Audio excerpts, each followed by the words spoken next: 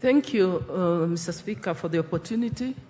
From the onset, I rise to support the Supplementary Estimates 2 report. Honorable Speaker, this is a very important motion because the Supplementary 2 seeks to provide additional funding to cater for emerging priorities and emergencies. And Honorable Speaker, when I look at the recurrent expenditure, the increase in recurrent expenditure, that 8.71 is in a recurrent. And most of this money is in the State Department for ASAL. It is going directly to mitigating the El Nino rains impacts that we've witnessed across the country. So this is a very important motion. Honorable Speaker, besides addressing the emerging issues and priorities, when we do Supplementary 2, we are also basically adjusting, reviewing, and aligning. For example, when we did the budget performance, we noticed that there's serious underabsorption in some MDAs and institutions. So it is at this point then that we also align the budgetary allocations to budget absorption so that we reflect a true and current position. Honorable Speaker, at this point also we look at A projections. We know that institutions projected to collect certain amounts of money, but when we did again our budget performance for the 2023-2024, we realized that some institutions or MDS have under-collected, others have over-collected, have surpassed their projection. So again, the Supplementary 2 seeks to align and reflect the true figures in terms of what it should be in the estimates.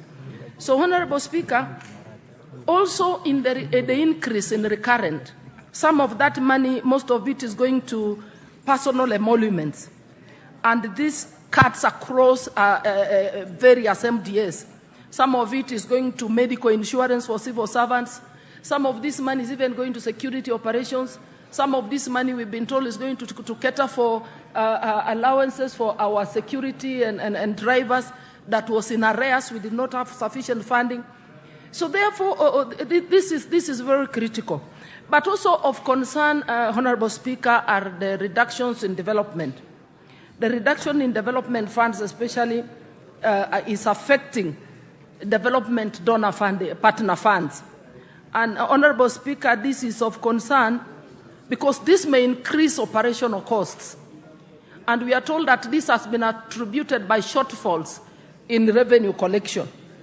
And talking of shortfalls in revenue collection, by April 2024, we had collected 2179.7 B against the projected 24.2.1 B. So what it means therefore going forward as a House, Honorable Speaker, as we even prepare to debate and engage in the estimates, budget estimates for financial year 24-25, as a House, we need to focus more on revenue-raising measures and how to further shrink our expenditure. And also, we need to look at areas of duplication, areas of overlaps. When we look at water, when we look at agriculture, when we look at health, there is a lot of overlap within the MDAs that this House needs to address so that we help to shrink further the expenditure and therefore minimize the deficits. So, Honorable Speaker, I support other locations to school feeding program, fertilizer subsidy, the sugarcane farmers. I think is all applauded, and I want to support the committee for a good job that we did as the Budget and Appropriations Committee. Thank you, Honorable Speaker. Thank you. Honorable Makalimulo. Yeah, thank you very much, Honorable Speaker. Honorable Speaker, I also want to join colleagues in appreciating this good work and make the following observations, Honorable Speaker. Honorable Speaker, when you look at the budget, the supplementary budget, you realize that a few areas have been taken care of, which are critical and which are important to the Kenyans.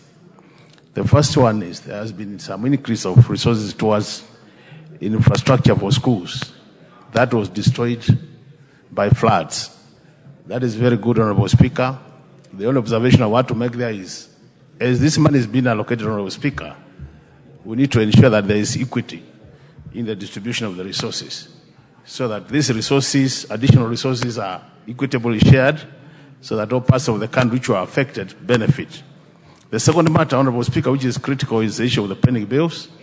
Pending bills are quite a thorn in the flesh of Kenyans. It's important that the committee has also factored in some resources to clear pending bills. My appeal is that we really look at those Kenyans who have been waiting for long for their bills to be cleared, so that they have their bills paid. And in that case, Honorable Speaker, I think we'll make sure that we don't have people who are just have pending bills as which were incurred last year being paid, and those with the 10 years not being paid, Honorable Speaker. The other issue, Honorable Speaker, is important is political parties have been allocated additional 200 million, which is critical for growth of democracy in this country. The reduction was 800, but now the increase is only 200. We understand matters of exchequer release might be a challenge in terms of if we are to give all the 800. But I think as we move to the future, Honorable Speaker, it is very important that we allocate resources for political parties if we want to grow our democracy.